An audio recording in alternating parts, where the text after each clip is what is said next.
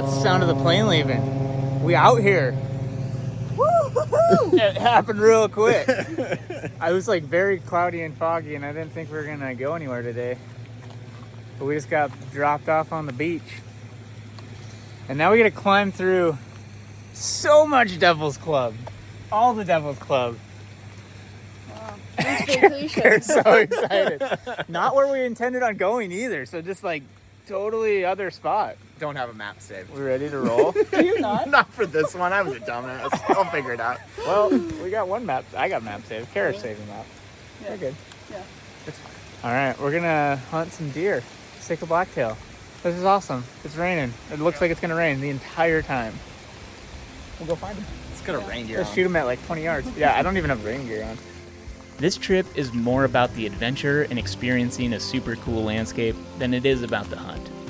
Don't get me wrong, we fully intend on bringing back some tasty Sitka Blacktail meat, but if the goal is just to kill one, it would probably be smart to just wait till November when the bucks are down low, rutting and dumb.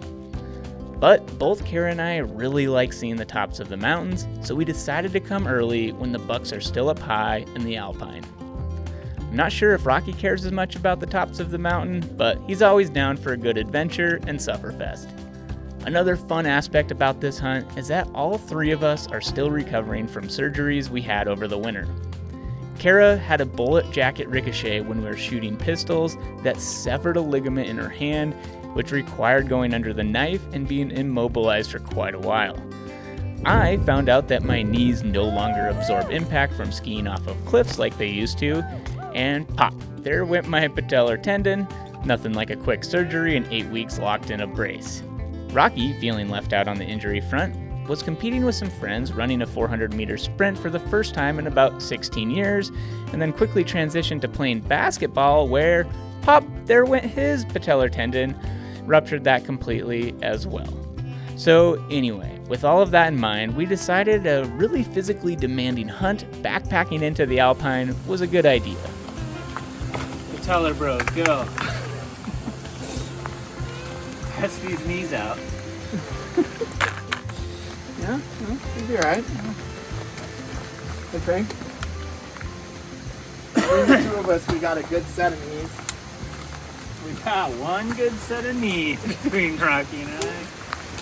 That's it. We're now about 20 feet above sea level. Doing pretty good. Trail snacks? Yeah. Keep a hand on the roots.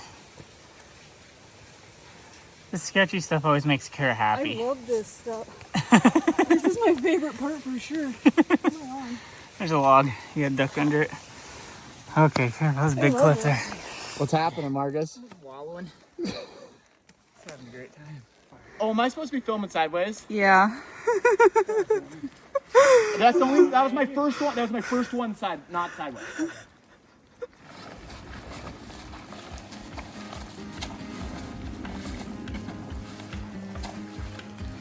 The Tongass National Forest is massive, totaling nearly 17 million acres, more than 3 times bigger than the next biggest forest.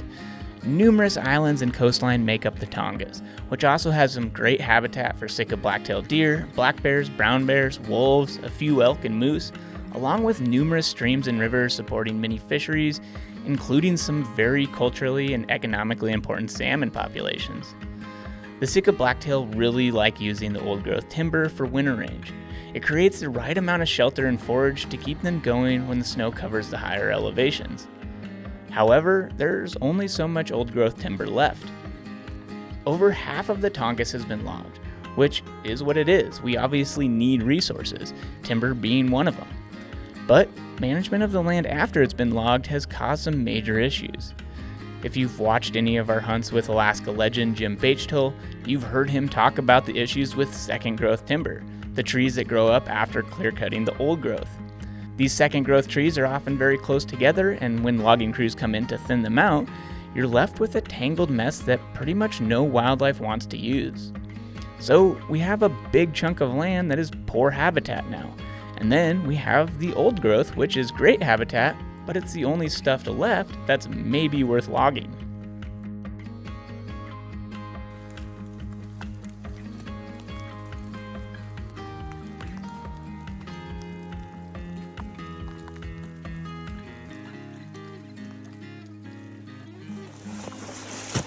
some deer beds. Quite the deer perch. Timber production here has become uneconomical in the majority of the region, and it's heavily subsidized by the federal government. It actually costs taxpayers more money than it creates in revenue for the timber industry. For the last few decades, timber harvest has slowed significantly, and the local industries have slid more into the direction of fishing, both commercial and sport fishing, along with tourism. The reason I tell this story is because the Trump administration is currently in the process of rescinding the Roadless Rule in an attempt to get industries such as logging back onto the landscape in some of the more wild areas. The Roadless Rule was instated in 2001 and prohibited road building in wild areas. It's been championed by some and demonized by others, but largely it was a win for wildlife.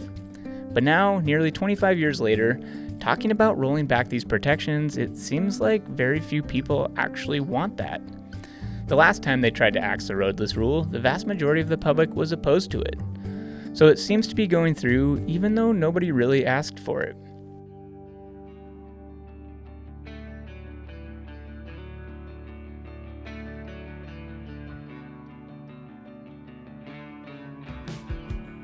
At least for myself, I'm super grateful that I get to experience these areas. It's incredible to see trees that have been alive for several hundred years.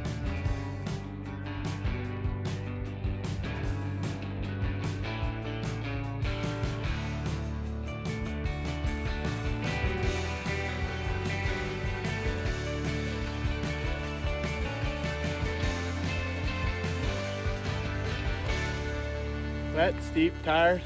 4.5 hours later. It's so wet. Everything's so.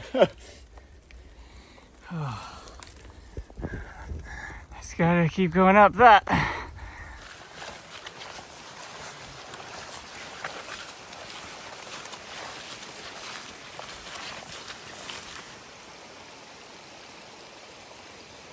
think this is home for the night. Kara's super nice and picked up some asshole's trash that they left that a bear had eaten. They just left their old mountain houses and yeah. Such a good Samaritan. Getting that good karma. Yeah. Picking up trash.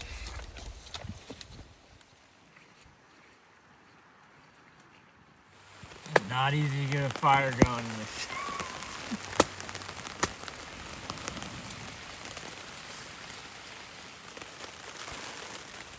Marcus, what's happening? We're making a fire. It's really fun. Drying out some firewood. Just giving the stove some oxygen here every now and then. And losing our own oxygen. It's a little smoky. Everything is wet for days. In the past, it was raining a long time, and it's gonna continue to rain for a long time, so the wood stove would be fantastic if we could get it to go, but everything is saturated beyond belief. Marcus has a lot more hope than me and Kara. Never give up. We got some coals going in there, and if I keep blowing on them, they keep smoldering. And eventually, we'll hit that critical mass where everything is just drying out. And we can throw wood in there and it'll burn. That means we have to go get more We've only wood. been doing this for hours. I don't know. Does not appear to be working. I'm still trying. This movie just got more depressing. I am having fun. This is really fun. This is what we do for recreation. Kara, what are the odds Marcus's fire goes? I usually have quite a bit of optimism around his fire making skills, but this one seems pretty tough. Fire update. No fire. Just want to be warm, dry. Not a thing in Southeast Alaska. Fire update. She's rolling. I'm trying to dry off. Stay warm. Everything is wet. Including the camera. God. Sleeping bag review. This is what happens when you touch the wood stove with your sleeping bag. Bad things happen. Did you have tape? God, I got it twice. Yeah. I'm trying to like put some back in the holes, I guess. I don't know. I think that's smart. It smells really good. Yeah. Here, I'll help you. Where's the holes? There's 2 of them, at least, that I found so far. There you go. How big of tape do I need? Like, right there. Vicious tape for the win. Hole number 1. Well, we got some nice patches now. Glad I threw the today's tape in.